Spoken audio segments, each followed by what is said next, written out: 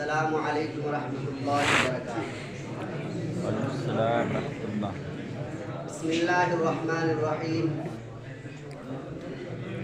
الحمد لولیہ والصلاة والسلام علی خیر خلقہ محمد وآلہ وصحبہ اجمعین، اما بعد فاعوذ باللہ من الشیطان الرجیم، بسم اللہ الرحمن الرحیم۔ انا نحن نزلنا الذکر وانا له لحافظون، صدق اللہ مولانا العظیم۔ معزز و مکرم سامعین کرام،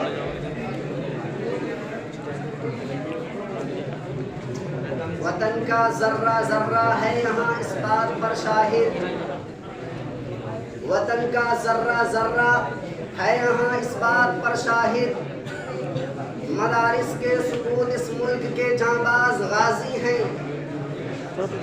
سیاسی کھیل ہے ورنہ یہ دشمن بھی سمجھتا ہے کہ اسلامی مدارس مرکز کردار سازی ہیں۔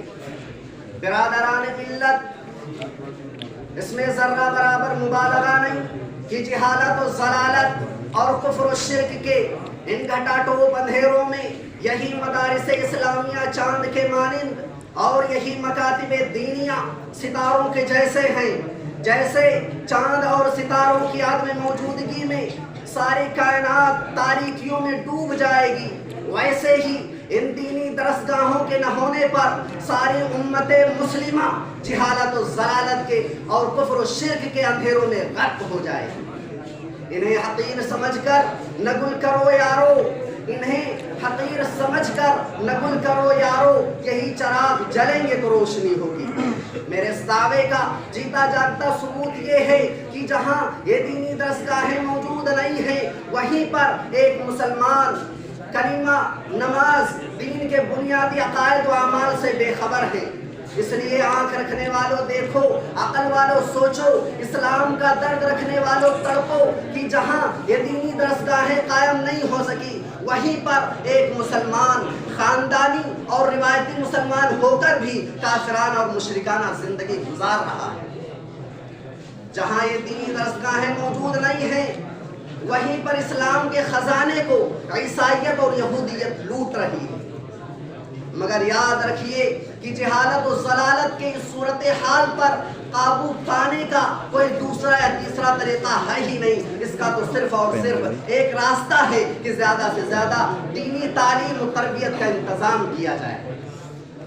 اگر مدارس کی کارکردگی پر تمہیں شک ہے تو یاد رکھیے، اندازہ کیجئے اور سمجھیے کہ جو انہیں مکتبوں میں داخل نہیں ہو سکے، بڑی بڑی ڈگریاں لے کر اونچے اونچے کالجوں میں اور یونیورسٹیوں میں پڑھ کر اونچی اونچی تعلیمات حاصل کر کے بھی خطرات میں پڑ گئے، کہیں بڑے بڑے ڈاکٹر عیسائیت کا ترانہ گا رہے ہیں، کہیں اونچے اونچے لیڈر اسلامی قوانین و ضوابط پر اعتراض کرتے دکھائی دے رہے ہیں۔ اس لیے دینی تعلیم و تربیت کرنے، اسلام کے سانچے میں ڈھالنے، خدائے رنگ میں رنگنے کے لیے مدارس اور مکاتب دینی درسگاہیں قائم کی جاتی ہیں۔ اللہ جزائے خیر دے ہندوستان کے دراندیش اکابرین کو کہ حضرات اکابرین نے اس ملک میں دین و اسلام کی تحفظ و بقا کی خاطر جگہ جگہ دینی مدارس اور مکاتب کو بنیاد رکھی اور اپنے خون جگر سے ان اداروں کی اور اسلامی مرغزاروں کی آبیاری کی۔ ہمارے پیشرو بزرگ یہ اچھی طرح جانتے تھے کہ جب تک ہندوستان کے اندر مدارس باقی رہیں گے، لوگوں کے دلوں میں دین پر مر مٹنے کا جذبہ باقی رہے گا، اسلام کی شمع روشن اور ضیاء باش رہے گی۔ الحمدللہ ملک کے ہر کونے میں آج ان مدارس کے فیض کا دریا رواں ہے، بلکہ پوری دنیا کو یہ مدارس اپنی ضیاء بار کرنوں سے منور کر رہے ہیں۔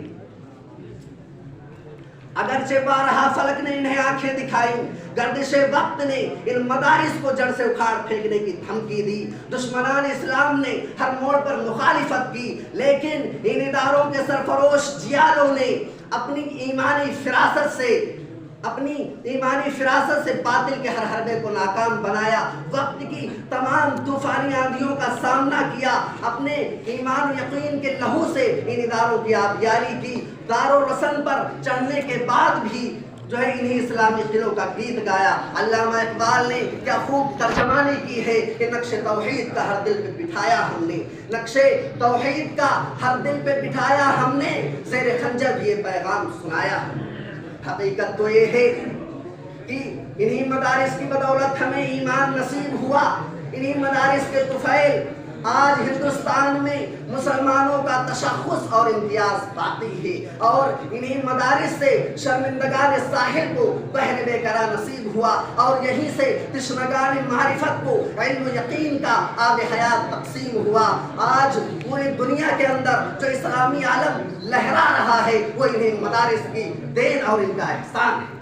اس بزم جنوں کے دیوانے ہر راہ سے پہنچے یزداں تک، ہے عام ہمارے افسانے، دیوار چمن سے زندہ تک 100 بار سوارا ہے ہم نے، اس ملک کے گیسوئے برہم کو یہ اہل جنوں بتلائیں گے کیا ہم نے دیا ہے عالم۔ سامعین گرامی، آپ غور تو کیجئے کہ آج کن مدارس کو دہشت گردی اور بنیاد پرستی کا طعنہ دیا جا رہا ہے۔ ارے یہ مدارس، دین کے یہ قلعے، ان پر دہشت گردی کا الزام، افسوس افسوس۔